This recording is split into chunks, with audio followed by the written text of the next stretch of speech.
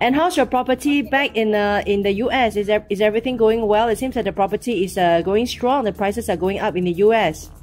It seems that all the investors are running for undercover, and they are all snapping up the houses, and the prices are going up in this pandemic. Yeah, even in this pandemic, prices are going up because people from California, most of them are moving to Las Vegas. Yeah. So that's why the prices are going up. Yeah. It's supply and demand, you see. Yeah.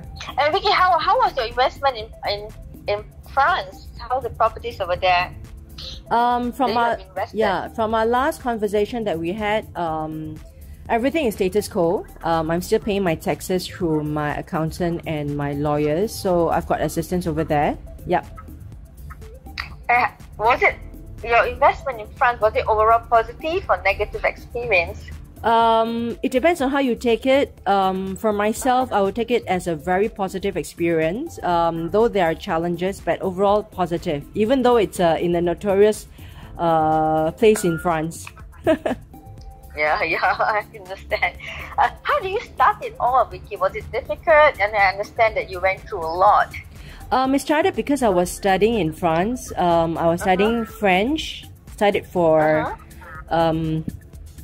in the university in France, Université Michel de Montaigne. And then I suddenly found that, hey, during the summer vacation, I was walking around and I was looking at the papers. The prices are surprisingly cheap compared to in Singapore, really affordable.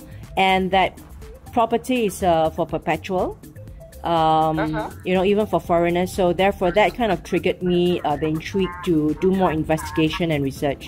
That's how it started. Wow. How many categories of real estate is there in France compared to Singapore? I would say that that's more than 7 categories, according to my research. You can invest in land. And I'm talking about land and not land banking. You can take it as land banking yourself, but you can actually buy an individual piece of land near to the city. You can actually develop it yourself. There's land.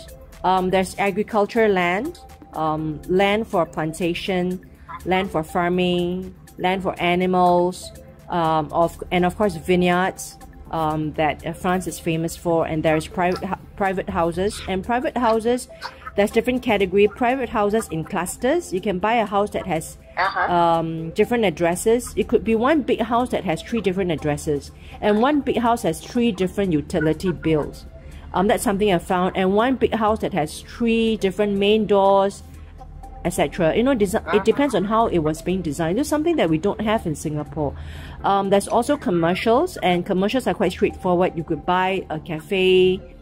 You could buy a cafe with walls. Walls meaning that you can buy the building of the cafe. Mainly, it is the cafe itself, okay, without the business. Or you can buy the business without the wall of the cafe. Or you can buy both the wall of the cafe and the business. Business meaning that you have to run the business, right? So that's quite straightforward.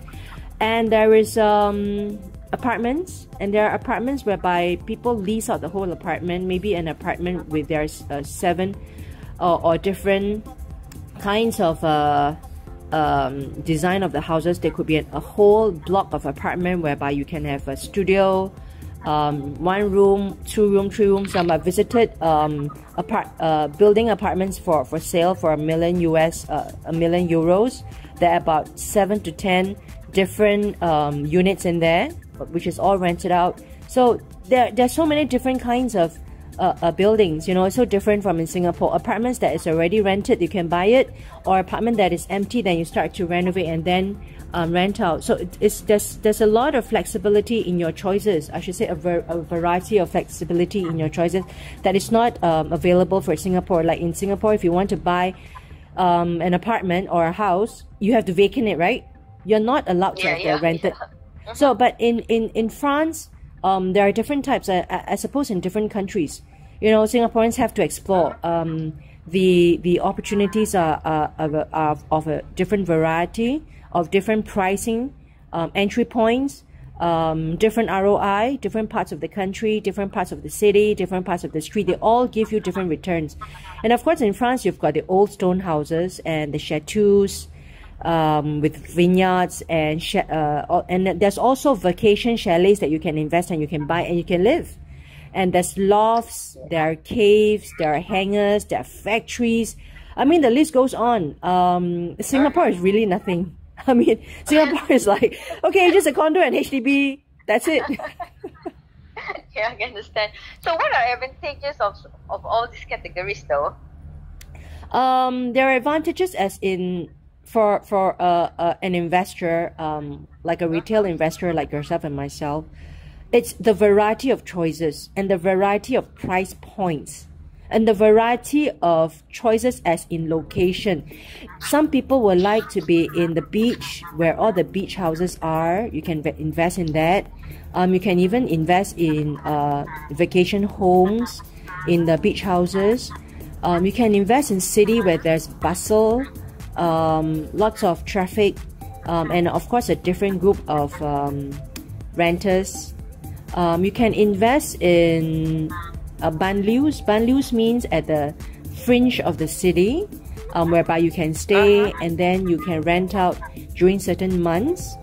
A variety, you can even buy houses in the forest, you know, whereby you can turn the houses into a restaurant or a B&B.